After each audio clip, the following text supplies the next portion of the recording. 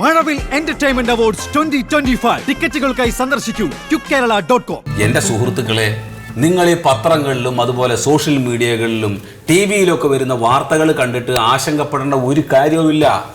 അവരവരുടെ റേറ്റിംഗ് കൂട്ടാൻ വേണ്ടിയിട്ടാണ് ഇതിങ്ങനെ പെരുപ്പിച്ച് കാണിക്കുന്നത്. അല്ലാതെ ഇതിനകത്ത് ഒരു കഴമ്പുമില്ല. നമ്മൾ ഡാം സേഫ്റ്റി അതോറിറ്റിയുമായി ബന്ധപ്പെട്ടു. അവർ വന്ന് ജലനിരപ്പെല്ലാം പരിശോധിച്ചു. ഷട്ടറിൻ്റെ ഇപ്പോഴത്തെ അവസ്ഥ എന്താണെന്നൊക്കെ നോക്കി. ഇത് അപകടകരമാണെന്ന് തോന്നുകയാണെങ്കിൽ മാത്രമേ ഈ ഷട്ടർ തുറക്കൂ. ഇപ്പം ആശങ്കപ്പെടേണ്ട ഒരു കാര്യമില്ല. ഈ ബ്ലൂ, ഓറഞ്ച്, റെഡ് എന്നൊക്കെ പറയുന്നത് വെറും സാങ്കേതികമായിട്ടുള്ള പദങ്ങൾ മാത്രമാണ്. ഇപ്പം നമ്മൾ ഓറഞ്ചിൽ നിൽക്കുന്നു. റെഡ് വരുന്നതിന് മുമ്പ് എന്തെങ്കിലും അപകടാവസ്ഥ ഉണ്ടെങ്കിൽ അതിന്റെ പരിസര പ്രദേശങ്ങളിലുള്ള ആളുകളെ നമ്മൾ വേറൊരു ക്യാമ്പിലേക്ക് ഉറപ്പായിട്ട് മാറ്റി പാർപ്പിക്കും. കണ്ടോ എന്താ മാറ്റി പാർപ്പിക്കുന്നത്? അപ്പൊ അപകടം ഉണ്ടാവുന്നല്ലേ? ഇതെന്തായാലും ഡാം തുറന്ന വെള്ളം കുത്തിയൊളിച്ച് നമ്മുടെ വീടൊക്കെ പോകും.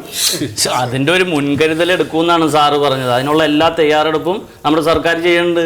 ഇപ്പൊ നിങ്ങൾ ഈ പറയുന്ന ഡാമില്ലേ, ഇത് 1981-ലും 1992-ലും തുറന്നിട്ടുണ്ട്.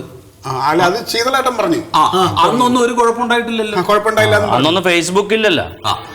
അല്ല സാറേ, 2403 അടി ഉയരമുള്ള ഡാമല്ലേ ഇത്? അതിന്റെ ഷട്ടർ തുറന്ന ഈ 2403 അടി ദൂരമുള്ള വെള്ളം കെട്ടിക്കണത് ഒന്നിച്ചിങ്ങോട്ട് വന്നു കഴിഞ്ഞാൽ കേരളത്തിന്റെ പകുതി മുക്കാലും താണൂല്ലേ?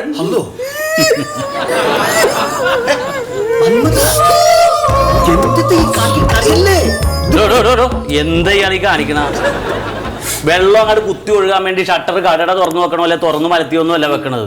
അതിന്റെ അളവിന് ആവശ്യത്തിന് പതുക്കെയാണ് നമ്മൾ വെള്ളം ഒഴുക്കി വിടുന്നത്. വെറുതെ അതും ഇതും പറഞ്ഞ ആളുകളെ പേടിപ്പിച്ചോളും. പോത്തുപോലെ അല്ലേ ഇളക്കാ. ഈ 2403 അടി എന്ന് പറഞ്ഞില്ലേ, അത് സീ ലെവലിൽ നിന്നുള്ള ഉയരാണ്. ഈ സീ ലെവൽ എന്ന് പറയുമ്പോ അതായത് ഈ സമുദ്രനിരപ്പിൽ നിന്നുള്ള ഉയരാണ് 2403 അടി.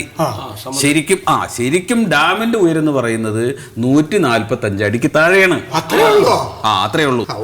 എന്നാ പിന്നെ ഈ പത്രത്തിലും TV-യിലും ഒക്കെ പറയുമ്പോ അത് അങ്ങനെയൊക്കെ പറഞ്ഞാൽ പോലെ സാറേ, വെറുതെ ആൾക്കാരെ പേടിപ്പിക്കാൻ 2000-3000 എന്നൊക്കെ അല്ല, അതല്ലേ ഞാൻ പറഞ്ഞു തരുന്നത്. നിങ്ങൾക്ക് ക്ലിയർ ആക്കി തരുന്നത് അതല്ലേ.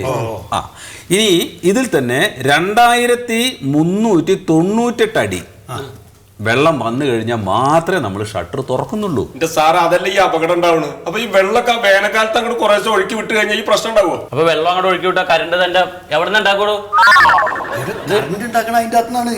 അങ്ങനെയുണ്ടല്ലേ? ഇരുട്ടത്തിരിക്കാനും എനിക്ക് പേടിയാ. അപ്പൊ ഇനി വേറെ ഒന്നുമില്ലല്ലോ. ശരി. അപ്പൊ എനിക്കൊരു സംശയമുണ്ട്. ഈ ഡാമിനെ കുറിച്ച് പരിശോധിക്കാൻ വന്ന ഉദ്യോഗസ്ഥരെ കാര്യം പറഞ്ഞില്ലേ, അവർക്ക് ഇതിനെക്കുറിച്ച് കൃത്യമായിട്ട് അറിയാവുന്ന ആൾക്കാർ തന്നെയാണല്ലോ അല്ലേ? ആയിരിക്കും അല്ലേ? അല്ല, അവർക്ക് ഇതേപ്പറ്റി ഒന്നും അറിഞ്ഞൂടാ. ഇത് വഴിയിലൂടെ പോയ കുറച്ച് ആളുകളെ വിളിച്ചു കൊണ്ടുവന്നിട്ട് ഞങ്ങൾ ആ ഡാം കൊണ്ടുപോയി നടത്തിച്ച് കാണിച്ചതാണ്. ഇത്ര നേരം പറഞ്ഞത് എന്താണ്? അല്ല സാർ, അങ്ങനെ ദേഷ്യപ്പെടുന്നു വേണ്ട. അയാളുടെ വീട് ഒലിച്ചു പോകണ വിഷമം കൊണ്ടാണ് അയാൾ പറയുന്നത്. നിങ്ങൾക്കെന്താ ഞാൻ പറഞ്ഞ് മനസ്സിലാവാത്തത്? അതെന്താ മനസ്സിലാവാത്തത്? ഞാൻ മനുഷ്യനല്ലേ, ഞാൻ ഇവിടെ താമസിക്കുന്ന ആളല്ലേ? ഇല്ലേ, ഇല്ല. നിങ്ങളൊരു കാര്യം മനസ്സിലാക്കണം. ഞാൻ നിങ്ങളെ പോലുള്ള ആളുകൾ എടുത്ത് രാവിലെ മുതൽ ഇത്രയും നേരം വരെ വായിട്ട് അലച്ചോണ്ടിരിക്കുകയാണ്. എനിക്ക് എന്ത് കാര്യം? അടിയിൽപ്പെട്ടെങ്കിലും ഒഴുകിപ്പോയാലൊന്ന് പേടിച്ചിട്ടാണ്. സമാധാനമായിട്ട് ഉറങ്ങിയിട്ട് എത്ര ദിവസമായി സാറുമായിട്ട് സംസാരിക്കുമ്പോൾ കുറച്ച് പേടി മാറുന്നു. ഇപ്പൊ കുറെ പേടി കൂടി. നിങ്ങൾ അയാളെ വിളിച്ചോണ്ട് പോ. ഇയാളേക്ക് എന്തിനാ തഹസീൽദാർ ഓഫീസിലേക്ക് വിളിച്ചോണ്ട് വരണത്? പറ്റിപ്പോയതാ സാറേ. നോക്കൂ, ഇത് ഇത്ര പേടിക്കേണ്ട യാതൊരു കാര്യമില്ല. ഇത് മഴ ഉണ്ടാക്കിയിട്ടുള്ള ഒരു താൽക്കാലികമായിട്ടുള്ള ഭീതി മാത്രമാണ്. മഴ നിലയ്ക്കുന്നതോട് കൂടിയിട്ട് എല്ലാ പ്രശ്നങ്ങളും തീരുകയും ചെയ്യും, എല്ലാം പൂർവ്വസ്ഥിതിയിലാവുകയും ചെയ്യും. ധൈര്യമായിട്ട് പോകും കേട്ടോ.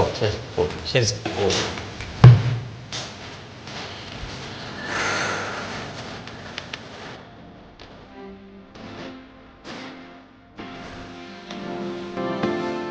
വെള്ളല്ലേ, എത്ര പെട്ടെന്ന് വെള്ളാണ് വലിഞ്ഞില്ലേ? എന്താ എത്ര കാലാണ് തീ തിന്നിട്ട് ഒന്നിച്ചിങ്ങോട്ട് വെള്ളം വരും, ആകെ ഒഴുകിപ്പോ ഇടങ്ങറായി പോയി. മനുഷ്യനെ ഉറങ്ങാൻ സമ്മതിക്കാത്ത രീതിയിലല്ലേ. എന്തായാലും പുലി പോലെ വന്നത് എലി പോലെ അങ്ങോട്ട് പോയി നിറഞ്ഞ മഴ വേണപ്പ. മഴയില്ലാണ്ട് നടക്കൂലല്ലോ. മഴ വേണോ, പക്ഷെ മഴ ഇങ്ങനെ ഇടങ്ങറാക്കാൻ പാടില്ല മനുഷ്യനെ. അല്ല, അതല്ലെങ്കിൽ അങ്ങനെയാണ്. ഒരു കാലത്ത് മഴ അങ്ങോട്ട് വന്നാൽ അങ്ങോട്ട് പെയ്തോണ്ടേയിരിക്കും. ഇല്ലെങ്കിൽ മഴ 7 ജമത്തിന് കാണില്ല. എനിക്ക് 10,000 റുപ്യ ലാഭം കിട്ടി. അതെ, JCBയുടെ ട്യൂബിന് ഞാൻ ഏതാണ്ട് അഡ്വാൻസ് കൊടുത്തെല്ലാം പറഞ്ഞു വെച്ചിരിക്കായിരുന്നു. അല്ലെങ്കിൽ നിങ്ങൾ ഇങ്ങനെ ആവശ്യമില്ലാണ്ട് പേടിച്ചിട്ടൊന്നും കാര്യമില്ല. എനിക്ക് മുമ്പേ അറിയായിരുന്നു ഈ മറ്റേ ഓറഞ്ച് സാറിനൊക്കെ വന്നു കഴിഞ്ഞാൽ ഒരു 10 ദിവസം കഴിഞ്ഞ് മഴ കുറഞ്ഞില്ലെങ്കിൽ മാത്രമേ തുറന്നു വിടൂന്ന്.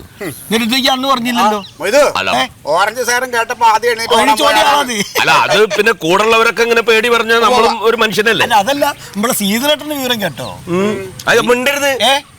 എന്തായിരുന്നു ധൈര്യം? നെഞ്ഞും വരുത്തി നിൽക്കായിരുന്നു. അല്ല അയാളെ ധൈര്യക്കുറവല്ല, അയാളെ പെണ്ണുങ്ങളെ ധൈര്യക്കുറവാണ്. അതെ എല്ലാരും പറയണ്ടായി അവർക്ക് ഭയങ്കര പേടിയാ. പെണ്ണുങ്ങൾക്ക് ഭയങ്കര പേടിയാ.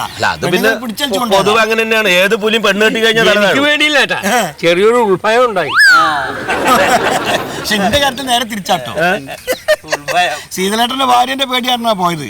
ഞാന് എനിക്ക് പേടിയായിട്ട് ഞാൻ എന്റെ ഭാര്യനോട് പറഞ്ഞ വയനാട്ടിലേക്ക് പോകാന്ന്. ഓളെറിഞ്ഞ് വേണ്ട, ഓളെ ധൈര്യത്തിന് അവിടെ വന്നത്. എന്റെ തിരുവനന്തപുരത്ത് പോക്ക് മുടക്കിയത് ആരാന്നറിയാമോ? എന്റെ വീട്ടിലെ ക്ലോക്ക്. കുറച്ച് ദിവസമായിട്ട് അത് 1 മണിക്കൂർ ലേറ്റ് ആയിട്ടാ ഓടണത്. ഞാൻ അറിഞ്ഞില്ല. ഞാൻ നേരെ ബസ് സ്റ്റാൻഡിൽ ചെന്നപ്പോ 1 മണിക്കൂർ മുമ്പ് ബസ് പോയി. അപ്പോഴേക്കും എനിക്ക് വിശന്നപ്പോ ഞാൻ പിന്നെ നേരെ തിരിച്ച് വീട്ടിലേക്ക് വന്നു. വിശന്നാ പിന്നെ നമുക്ക് ഭ്രാന്താണല്ലോ. വിശപ്പിന്റെ മുമ്പിൽ പിന്നെ എന്തോ വെള്ളം. എനിക്കത് കഴിക്കാൻ പറ്റില്ല. എനിക്ക് പിന്നെ എവിടെയും പോവാല്ലാത്തോണ്ടാണ് ഞാൻ പോവാൻ. പ്രേമിച്ച് കെട്ടുകൊണ്ട് അവളുടെ വീട്ടിലും കേട്ടില്ല, എന്റെ വീട്ടിലും കേട്ടില്ല.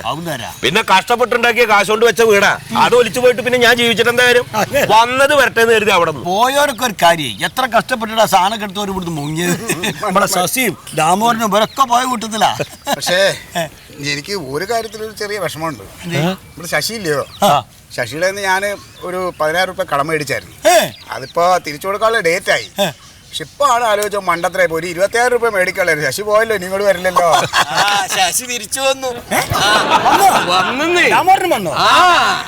അല്ല ഇവരൊക്കെ വന്നിട്ട് എന്താ ശീതളം വരാത്ത്? ശീതളായിട്ട് മാത്രമേ ഇനി വരാൻ ബാക്കിയുള്ളൂ.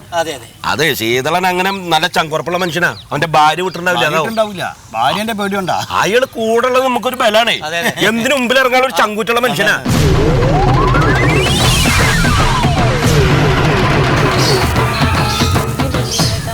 പിന്നെ വേനിക്കാണ്ടേ കാലുടിഞ്ഞ പിന്നെ വേനിക്കില്ലേ?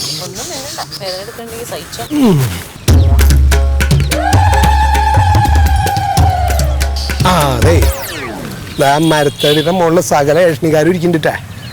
എന്തെങ്കിലും ചോദിച്ചൊരക്ഷരം മിണ്ടാന്ന് കണ്ടാ കാണാത്ത പോലെ അങ്ങോട്ട് നടന്നോട്ടാ നീ. എന്തേ എന്തുട്ട് മോശം? നീ ഇപ്പൊ ആ ജാതി മര്യാദ ഒന്നും കാണിക്കാന്ന് കണ്ട ചോദിച്ചാൽ മിണ്ടാന്ന് അങ്ങോട്ട് നടന്നോ. പറഞ്ഞോട് കൂട്ടാക്കിയാ നീ പറയണ കേക്കടി പോത്ത നീ വെറുതെ വർത്താനത്ത് അതൊന്നും വേണ്ട.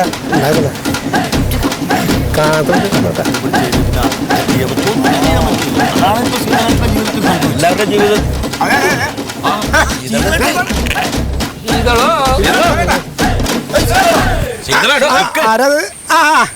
എന്താ കഥ കംപ്ലീറ്റ് ഡാമേജ് ആണല്ലോ. അല്ല ഞാൻ ഈ കെട്ടിരിക്കണ കാരണേ നിങ്ങൾ ആരാന്ന് ശ്രദ്ധിച്ചില്ല. എന്താ ഈ കയ്യിനും കാലിനൊക്കെ പറ്റി? സംഭവിച്ച എന്തുട്ടാന്ന് പറഞ്ഞ എന്റെ സുഖതൊന്നും പറയണ്ട. എറണാകുളത്ത് ചെന്ന് ഇറങ്ങിയത് അതിനേക്കാൾ വലിയ കുളത്തിലേക്ക്. മഴ അങ്ങോട്ട് പെയ്തിട്ട് വെള്ളം അങ്ങോട്ട് നിറച്ച് ഗട്ടർ ഏതാ, കുഴി ഏതാ, കുള ഏതാ, റോഡ് ഏതാ ഒരു പിടുത്തില്ല. ഒരു കണക്കിന് ഞാൻ റോഡിൽ നിന്ന് ഓടി കയറി നമ്മളെ ഈ ഫുട്പാത്ത് ഉണ്ടല്ലോ അതിന്റെ മുകളിൽ കൂടെ അങ്ങോട്ട് കയറി നടന്നു. വേഗം എങ്ങനെയും ഇവളുടെ ബന്ധുക്കാരുടെ വീട്ടിലേക്ക് എത്തണല്ലോ. നടക്കണേന്റെ തന്നെ എന്റെ പൊന്നു സുഖ ഒരു സ്ലാബ് പൊട്ടി നേരെ ഓടയിലേക്കാ പോയി. കൈ ഒടിഞ്ഞു കാലൊടിഞ്ഞു.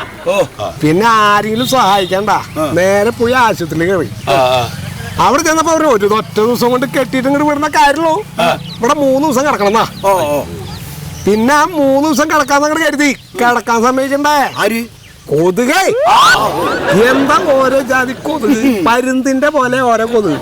കൊച്ചിന് നല്ല കൊതുക്. അങ്ങനെ ഈ 3 ദിവസം അവിടെ കിടന്നു തന്നെയല്ല ഡെങ്കിപ്പനിയെ പിടിക്കും. പിന്നെ ഒരു 3 ആഴ്ച ഒന്നും പറയണ്ട. പിന്നെ പ്ലേറ്റ്ലേറ്റ് വേണമെന്ന് എന്താ ബ്ലഡ് ഇല്ലാന്ന് അതെന്തൊക്കെ പറഞ്ഞു. എന്തായാലും ഇടിയിട്ടാണ് പാമ്പ് പിടിച്ചു നടന്ന കാര്യമായി. എന്റെ സുഖതേട്ടാ ഞാൻ പറയട്ടെ. നീ മിണ്ടായിക്കടേ.